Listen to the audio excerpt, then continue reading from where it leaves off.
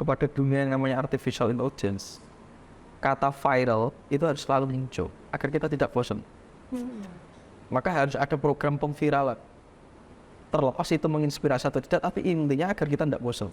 Seperti yang saya rumuskan tadi. Maka ketika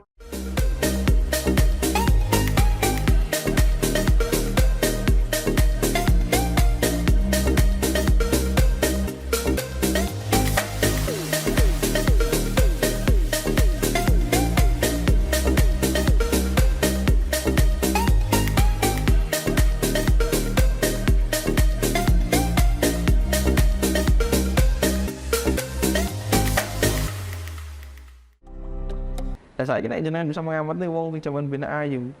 Ndelok iki wis melu ayem. Minim naluri pikiran ngeres Bali coba. Bali itu saya sendiri ya. Jalan itu mengali itu mandi masih telanjang. Dan orang-orang aja biasa bro gitu loh. Ya itu memang kehidupan, itu keindahan dan itu pembawaan. Kan itu dianggap akhirnya keburukan. Ya hal yang disembunyi-sembunyikan juga itu pembawaan. Berarti ketika ada masalah tuh hasrat nafsu dan pikiranmu sudah bermasalah sejak ini karena disound bahwa itu jelek. Tapi kamu mau kan ini jadi masalah. Kasus mungkin ya, kasus tindakan pemerkosaan dan eksploitasi di Bali mungkin sangat tuh. Karena sudah bersih dulu kan pikirannya tidak ada pikiran baru. Nah makanya dari zaman dulu ajaran kita tuh lebih bersifat bloko suto. Nah ijo nek orang maga-maga itu ndak ada.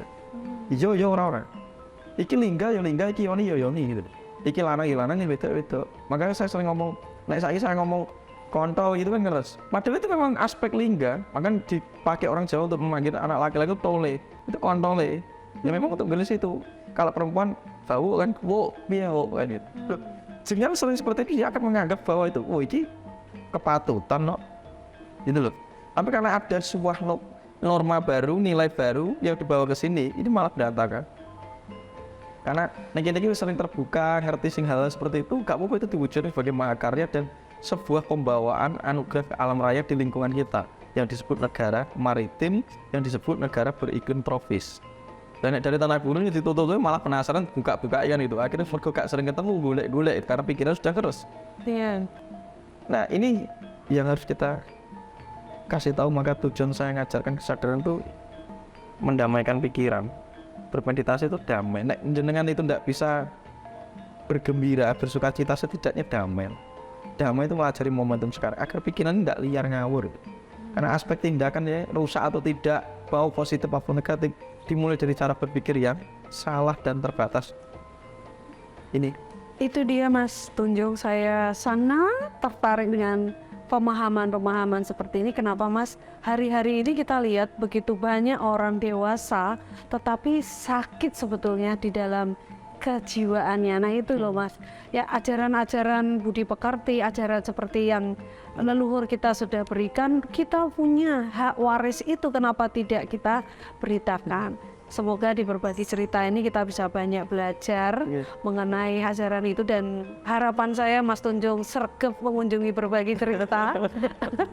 Tapi sebelumnya ini milenial nih gimana ini dengan mendengar ajaran-ajaran ini, Mbak Iris? Ada yang mau dipertanyakan? Kalau teman-teman saya juga banyak yang share kemarin gampang lalu ngedon gitu. Tanya gimana nih caranya dia nggak pernah Coba ya kan Mas, sesi itu dia udah bingung banget. Pertanyaannya kan galau gitu loh. Iya benar galau. Terus gue benar-benar ada sesi gitu, net bisa ini. Ya, jadi kalau kita tidak mengerti dan belajar secara tadi komprehensif, holistik, integral tentang nasib ya, atau momentum zaman ini, Anda kan sedang digiring masuk ke sebuah sangkar besar yang disebut artificial intelligence. Betapa setiap hari Anda tidak melakukan pertemuan-pertemuan yang memang bermanfaat, berkualitas ke alam, jalan pagi, menghirup udara. Dari rentan kuantitas waktu Anda sudah habis di dalam. Anda melihat alam juga di dalam. Ya setidaknya kalau pilihan alam, karena ada kecenderungan sensasional alam, Anda merasa wah segar dan keren. Tapi Anda lihat bahwa itu listrik, ya, berarti tidak sesuai dengan diambil. Itu. Maka otomatis ritme biologi kita juga kocar. Karena kita sedang digiring dari makhluk yang seharusnya nyambung, sosial, ya, tepo tulodo, tepo seliro, sesrawungan, gathering itu dipindah kepada yang bukan kita. Itu walaupun habitat disebut artificial intelligence. Apakah artificial intelligence ini bermasalah? Tidak. Yang jadi bermasalah adalah cara pikiranmu, cara perspektifmu, pengetahuanmu tentang bagaimana membijaksana itu. Itu yang harus digarisbawahi. Percuma saya ajari terus meditasi tapi kamu tidak ada kontrol. Percuma kita mengajari uang, kita harus mendekatkan diri ke Tuhan agar kita tidak dijajah oleh mesin. Mesin tidak pernah menjajah kami selama kamu tidak memenjarakan dirimu dalam pikiran sendiri, ya, berlevel tidak. Maka tujuan kita bersekolah, ya, belajar sinau di dalam mimbar apapun saja itu untuk itu. Nah sementara terutama di budaya kita tuh tidak ada pendidikan tentang ininya, apalagi di sekolah. Maunya memanfaatkan karena ini lebih efisien. Efisien mana? Ya untuk dalam lini tertentu, peristiwa tertentu, corak tertentu, kepentingan tertentu. Tapi untuk seluruh kehidupan kita belum tentu. Karena seringkali kualitas hidup itu habis di sini.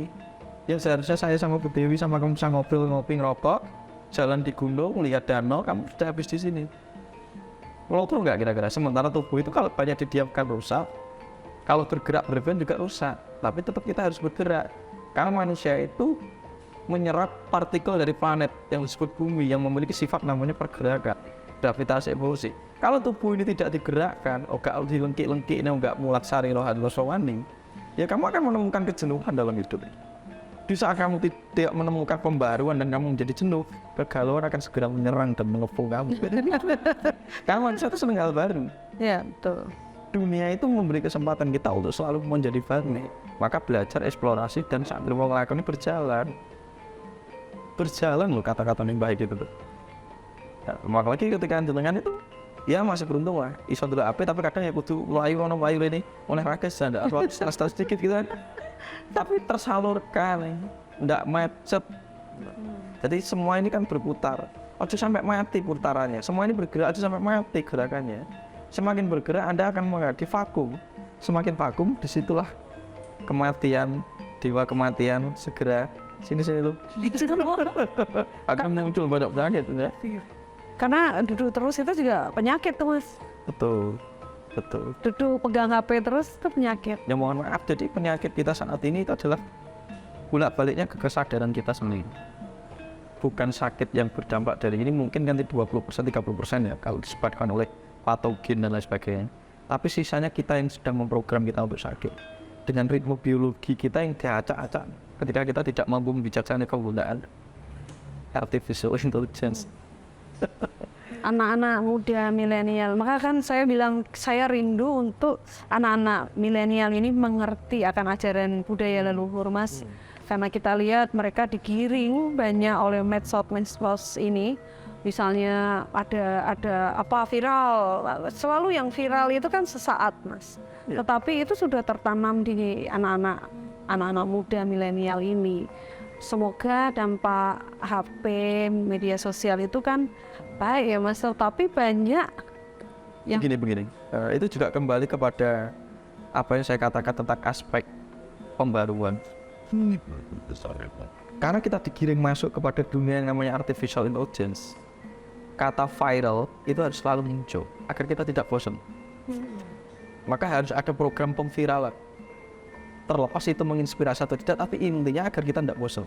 Seperti yang saya rumuskan tadi. Maka ketika Anda terus mengilhami idealitas bahwa oh ternyata yang bisa kita dapatkan di media sosial itu kita mendapatkan ABCD termasuk sering bergantinya orang yang viral atau kasus yang viral.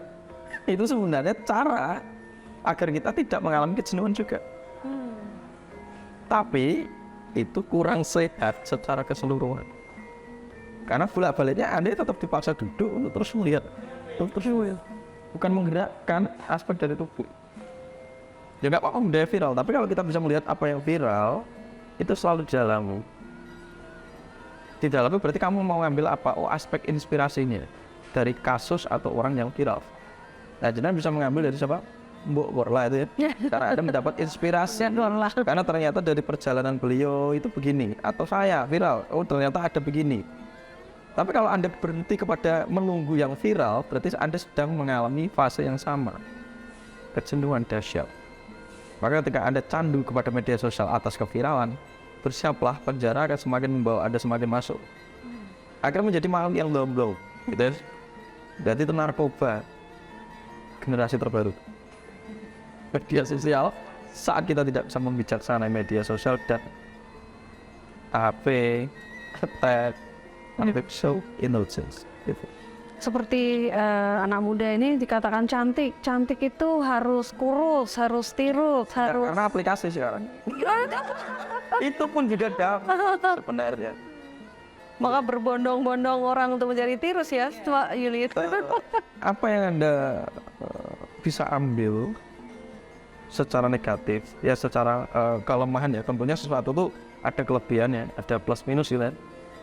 Nah ini minusnya, semakin banyak media sosial, itu sangat minim kreativitas.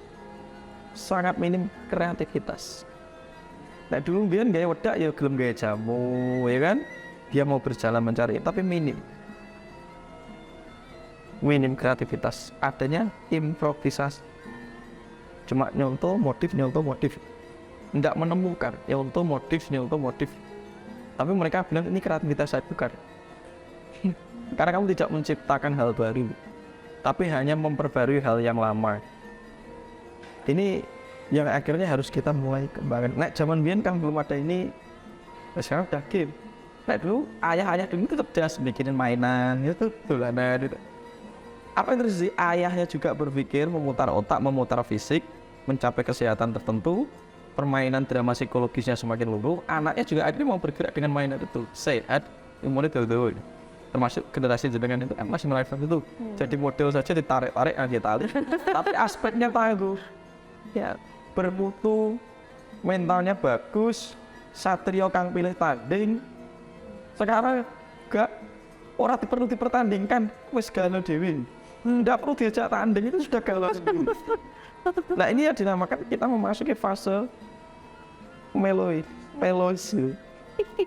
Tapi ya melois berarti Soekarno itu, Mbah Karno itu sudah meramal mental generasi kita itu akan down gitu. Makanya namanya mau mewek ngeratapi nasib, nek gak ngeloket Tuhan ini gak adil, terus ngono tok isine. Kenapa dia lebih baik aku tidak? Kenapa dia punya ini aku tidak? Karena sudah timbul ke sini. Makanya Soekarno revolusi mental.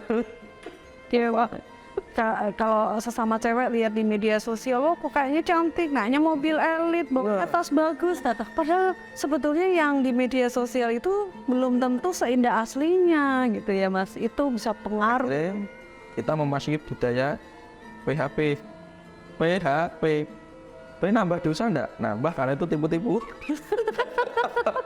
Makin sekarang korban PHP ya kan? Karena sudah ada di sana. Bibitnya masalah itu sudah di sana, ditanam di sana.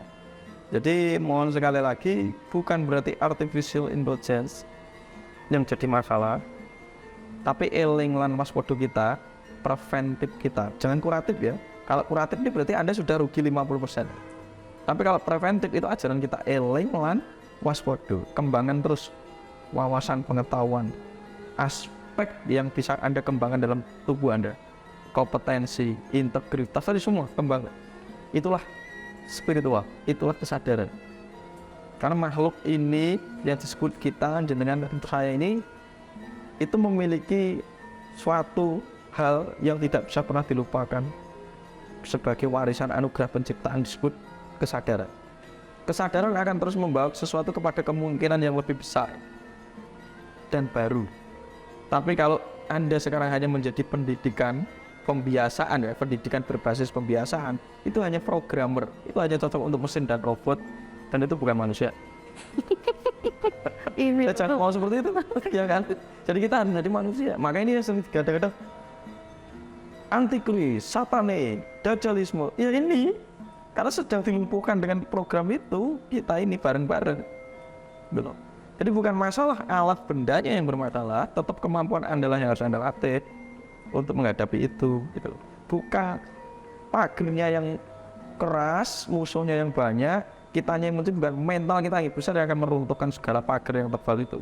Karena penjara jerujinya ternyata pikiran kita sendiri, mental kita sendiri. Ini yang harus dikenali untuk anak-anak generasi muda agar nanti kita ketemu lagi di peradaban selanjutnya, episode selanjutnya. Ya, makanya saya sering bilang Mas Tunjung ini harus ilmu-ilmunya nih harus di copy paste masuk satu file atau ditulis atau dibuat kelas gitu ya Mas. Ya, monggo. Supaya anak-anak milenial ini belajar generasi berikutnya karena ada kata-kata satu generasi kita hilang Mas, maka akan hilang kehidupan berikutnya. Ya, betul dong. Lah karena pelaksananya siapa? Kita sudah kehilangan satu instrumen berarti kalau kita mengalami. Lah kita ini kan sedang berpotensi dan bergerak menuju kepunahan massal dengan ulah kita yang seperti ini. Kalau kita tidak segera mengubah mode cara hidup kita, ya cara hidup kita. Makanya saya menggalikan ajaran leluhur. Karena ternyata ada cara leluhur untuk mempertahankan eksistensi dari generasinya. Yang kemudian pasca Renaissance itu turun drastis. Karena senjata biologi semakin canggih. Senjata biologi itu tidak perlu Anda menghantam patogen atau virus. Itu membuat Anda ngelukur saja itu sudah pembunuhan. Membuat Anda apati itu sudah pembunuhan. Membuat Anda di dalam level mental yang kacau itu sudah pembunuhan dan pemunahan. Anda diajak menjadi adigang, bingung. Adigung melampiaskan kebingungannya, eksploitasi, merusak, apapun pokoknya dikuasai atas kebingungannya. Seperti buta kala yang bingung. Adiguna, penggunaan dalam hidupnya tidak mengarah kepada manfaat kemanusiaan dan nasib mempertanggungan nasib peradaban. Tapi seperti orang yang mendem sak geleme dhewe itu ngelemparin piring, ngelemparin apa makan sak geleme. Itu berarti ketidakseimbangan kosmis atau jagat raya, alam. Ya sementara kita harus balik kepada ajaran leluhur. Ya akhirnya ada banyak orang yang bilang bahwa wah iki wis pepesten ya. Ini pepestene. Dadi wis ngene iki.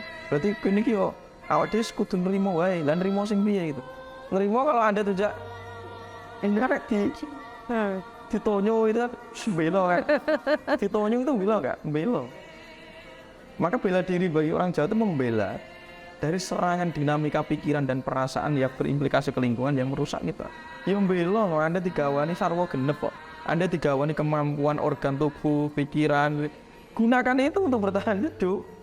Untuk mempertahankan eksistensi generasimu dan menjaga peradaban di bumi ini. Tapi nek ngono wis gak apa-apa karena tsunami ora apa-apa kan itu. Itu loh. Itu loh. Itu orang yang namanya apati, menghancurkan diri sendiri. Padahal bunuh diri itu dosa.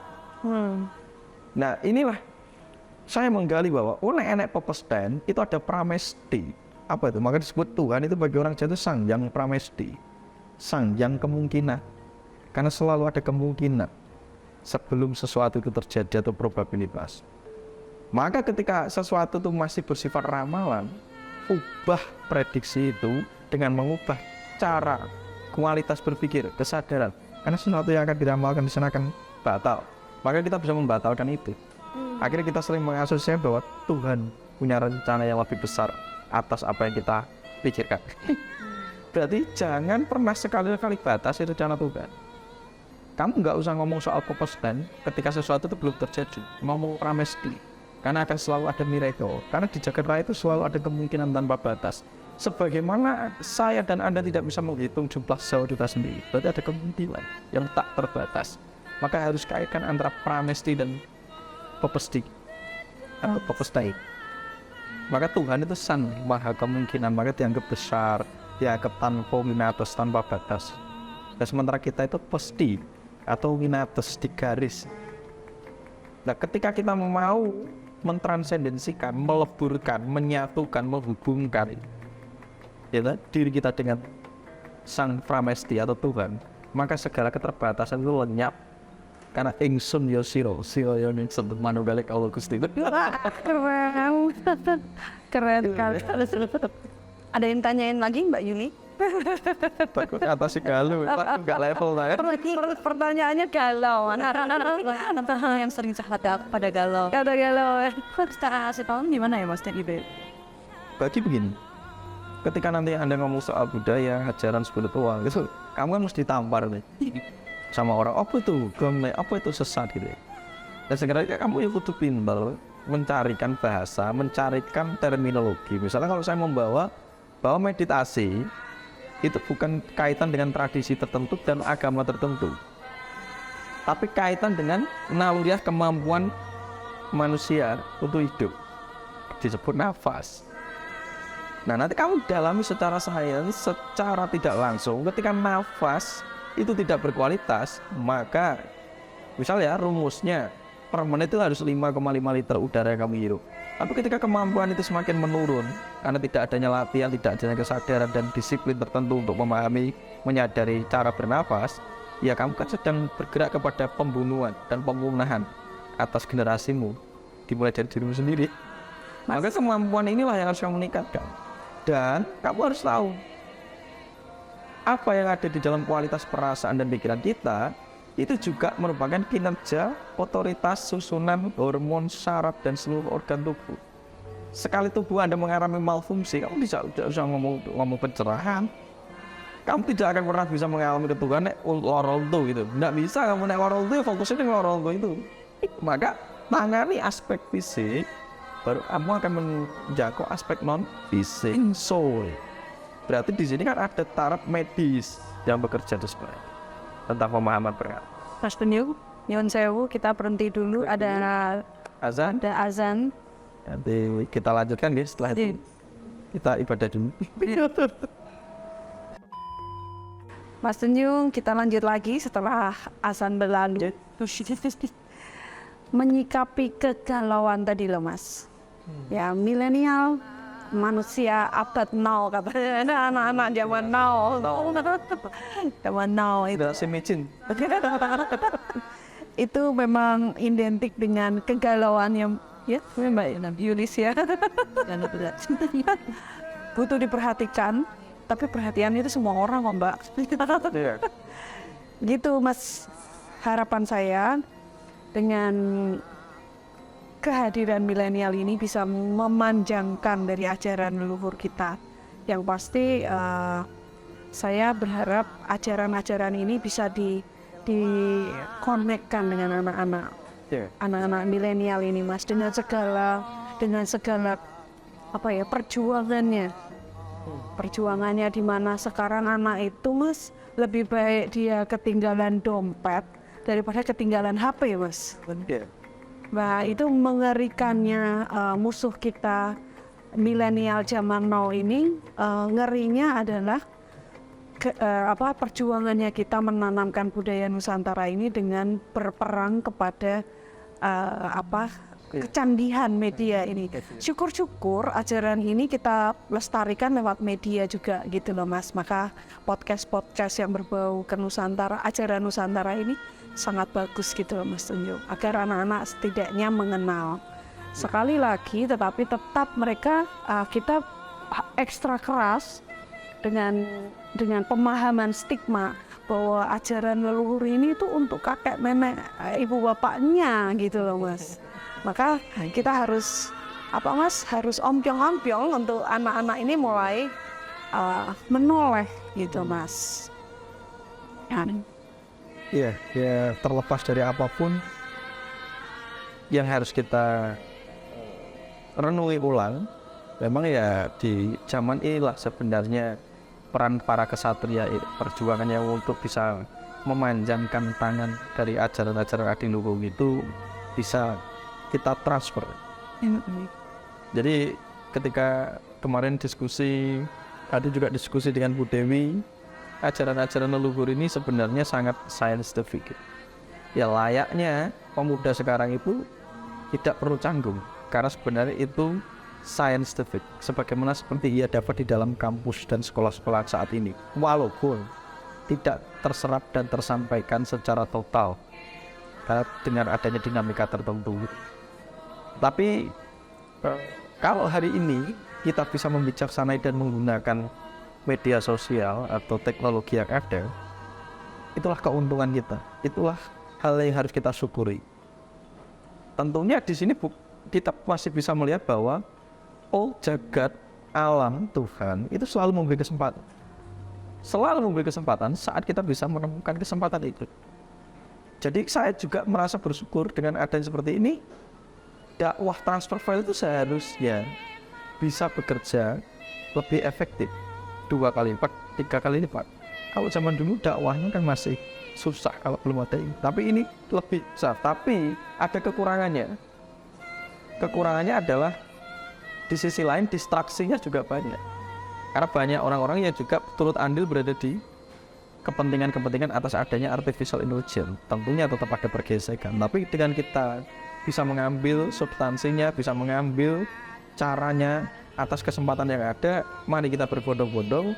Saya sendiri juga terus menggali, mengeksplorasi, berjuang, mencarikan, menata bahasanya, mensinergikan ya untuk kita dan mereka. Mereka siapa? Ya milenial. Karena sekarang kita ini sedang bergerak tanam saham terhadap milenial. Saham ajaran Adinuri. Di mana disitulah kemukten, tata cara hidup, mencapai kesempurnaan itu berpotensi ada. Maka saya memberikan pemahaman tidak saklek. Nek saya ngomongnya dengan corak bahasa tertentu terlalu Jawa nih, terlalu Nusantara gitu kan, mereka tidak akan pernah bisa siap menerima. Berarti ada kesalahan kita tidak bisa mengolah gadung menjadi makanan, tidak bisa mengolah ajaran leluhur menjadi konsumsi yang gampang diserap oleh generasi milenial ini. Karena sekarang ini generasi micin. Generasi micin itu berarti kan tidak pede, sesuatu butuh penguat, sokongan kan gitu. Kalau zaman dulu masakannya asin-asin yo orang-orang gitu.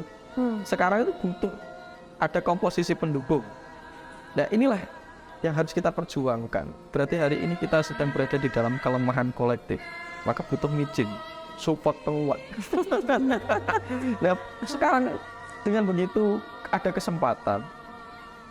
Justru dengan adanya titik kegalauan mereka akan mencari apa solusi atas galau.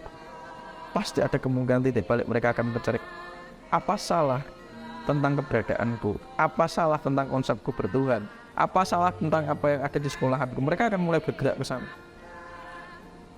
Nah di sini kesempatan kita untuk sini. Saya ada solusi buat kamu. Ini. Dan termasuk tadi saya juga senang ketika jenengan bilang bahwa jenengan pengalaman di dunia model itu. Nah itu yang harus diterapkan. Berarti tadi ketika sharing itu bahwa ajaran Budi Pakarti yang kita lihat dari aspek tata krama itu bukan urusan hanya aspek moral, tapi aspek kesehatan, keseimbangan tubuh dan spirit gitu. Jadi posisi duduk jenengan harus benar dulu, harus begini ini. Itu ternyata leluhur itu sudah riset menyesuaikan semua postur itu dengan antropometri tubuh, anatomi tubuh, kinesiologi tubuh. Berarti pendidikan untuk menjadi tangguh, sehat, seimbang. Nah itulah yang harus kita sordewan. Ya, akhirnya terus kita kena justifikasi bahwa kamu terlalu tegang. Ya apa ini nggak bisa santai? Kok bisa kamu mengamati ketegangan itu? Ketegangan itu adalah latihan untuk menuju relax dan kualitas yang lebih tinggi, maka duduk pun dilatih, ngari pun ada pola latihannya, itu mudra. Nah sekarang duduk melencang-melencang mereka degel gitu, itu kan pecah, itu instan. Yuk karena kamu harus butuh micin tadi, kuat tadi. Akhirnya hidup itu butuh sokongan dan sandaran. Kenapa kamu tidak menyandarkan kepada sesuatu yang ada di dalam dirimu dan seluruh aspek kemungkinan, kualitas dan kompetensi cerdasmu? Kenapa kamu menyandarkan itu di luar? Kenapa kamu mencari insentif itu keluar, membawa itu dugem, membawa apa? Berarti kan itu ketidakmampuanmu sendiri. Maka latih untuk menuju kemampuan dalam taraf tertentu, itu latihan. Bukan mencari sandaran. Kalau mencari sandaran, PHP. Pasti sandarin, leset. Akhirnya kecewa. Ini yang harus kita elaborasi, kita gali. Saya juga senang ketika jenengan memaparkan tentang pengalaman sekolah modelnya itu, jadi postur duduk. Makanya dulu ada namanya sarimbitan itu kalau orang Jawa. Itu ajening rogo ing dusono itu tataran promente tubuh itu benar-benar diselaraskan di dalam pola, diimplementasikan dari pola duduk. Makanya terus disebut, aja ngono nggo macam ini, karena ada ajaran-ajaran yang dibalik itu bahwa itu pendidikan untuk disiplin menjaga kesehatan, keseimbangan tubuh dan jiwa. Padahal kalau duduk rapi itu juga menyenangkan mata, estetik gitu loh. Jadi kadang itu sensual itu tidak sesuatu yang harus seronok atau apa, tapi dengan gaya-gaya kita yang Tertentu. anggun, Ya, apik gitu, itu bisa membuat seseorang jadi Tuh, itu sudah makanya kan yang sering dikatakan tata krama atau budi pekerti itu seringkali dikaitkan dengan kepatutan. Maka digarisbawahi kepatutan itu kesopan santunan ya juga. Karena didelok itu enak, ini loh. Didelok itu demes ya. Tidak hanya dilihat dengan mata tapi dengan hati itu asik ya. Ya di situ memayu Yuni Bawono dari level pertama. Pendidikan tata krama namanya. Atau tata bentuk letak tubuh, memahami mandala kita, bagaimana cara meletakkan postur-postur gitu. Nah, itu sebenarnya pendidikan sikap di dalam kehidupan ini kita ini sedang mengimplementasikan kualitas ketuhanan, kualitas yang diwariskan Tuhan disebut kecerdasan. Diimplementasikan dalam tingkah laku, maka melibatkan seluruh komponen dalam tubuh kita untuk menjadi tata laku. Itu namanya ngilmu mengalami. Ngilmu benar-benar Tuhan itu dialami, bukan dicari dengan nomblong seperti patungnya Agus Robin. Filsuf, nanti jadi filsuf, pinter filsuf aja. Jadi nggak ngalami dan melibatkan totalitas. Nah, makanya di sini punya ciri khas ilmu tinamuni kanthi laku. Nomor siji jelas. Ilmunya penting karena sebagai navigasi, sebagai peta, mapping. Boleh dua-duanya harus saling dijalan, bukan dipisahkan. Itu kira-kira luar biasa. Kalau mau diteruskan kita bisa berjilid-jilid maksudnya. Mbak Yuli, ada pertanyaan lagi? Cukup? Nanti kita kupas ya. Nanti kupas lebih tanya ke masalahnya. panjang. Begitu para sahabat berbagi cerita. Kalau kita mempelajari sesuatu tentang budaya Nusantara, kenapa tidak kita implementasikan dalam kehidupan sehari-hari, terutama anak-anak milenial yang butuh sekali pendidikan yang dinamakan budi pekerti. Ini PR kita bersama, bahwa kita harus bisa memasukkan ajaran budaya Nusantara kepada kehidupan anak-anak milenial zaman sekarang. Tata cara kesantunan, bagaimana mengolah rasa, mengolah tubuh kita. Kenapa kita harus tercemari dengan sekeliling kita, padahal di dalam kita punya kekuatan yang utuh pikiran kita. Sekali lagi, saya sangat bersyukur dengan serial ini. Kita butuh Mas Tunjung pada waktu-waktu yang lebih panjang lagi. Saya Dewi Susilo Budiharjo, mohon maaf jika ada kata, ucapan, gerakan kami, guyon kami yang kurang berkenan. Tapi tak lupa kami pasti akan tetap menjunjung tinggi adab kami sebagai insan Nusantara ini yang bermartabat dan terhormat. Begitu, terima kasih Mas Tunjung, Matur nuwun, Rahayu, Mbak Yuli, semangat Rahayu. Sampai bertemu pada episode berikutnya. Bye-bye.